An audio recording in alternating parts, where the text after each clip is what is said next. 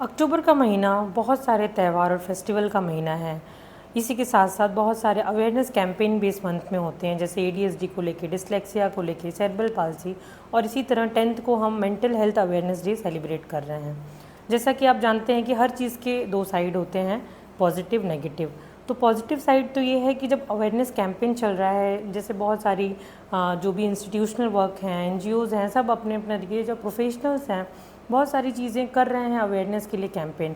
कई बार ऐसा होता है कि बहुत ज़्यादा ओवर इन्फॉर्मेशन से एंजाइटी भी बढ़ जाती है, हम परेशान हो जाते हैं। और ये जो अवेयरनेस का एक नेगेटिव अगर आप साइड देखिए, तो हम क्या करना है, सेल्फ डायग्नोसिस बहुत ज़्यादा करने लग रहे हैं।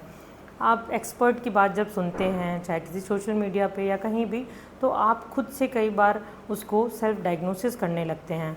हम कई बार अवेयरनेस इसलिए कर रहे हैं कि लोगों में, समाज में जागरूकता फैला सकें, जो स्टिग्मा है उसको हटा सकें। लेकिन कई बार ये स्टिग्मा भी उनके ओवर स्टिमुलेशन का कारण बन जाता है कि अरे देखो, इस बच्चे को एडीएचडी तो नहीं, या मेरा बच्चा बहुत ज़्यादा हाइपर है, या उसका मन नहीं लग रहा है, बहुत ज़्यादा स्क्रीन देखने लगा है, तो उससे कोई बीमारी तो नहीं हो गई। इसी तरह अलग अलग चीज़ें, हम उन सब चीज़ों को लेकर परेशान हो जाते हैं। तो आपको सेल्फ डायग्नोसिस नहीं करनी चाहिए। आपको, अगर आप किसी की बात सुन रहे हैं प्रोफेशनल से, उसके लिए मदद लेनी चाहिए। एक ट्रेंड चल रहा है कि जैसे अब ट्रॉमा की बात है तो उसकी कर रहे हैं, पेरेंटिंग की बात है, सब लोग अपनी अपनी चीज़ें, पर आपको अवेयरनेस के साथ साथ ये ध्यान रखना है कि कौन सी चीज़ें आपको, आपके लिए समझना सुनना फ़ायदेमंद है और आपको वो कैसे हेल्प कर सकती है।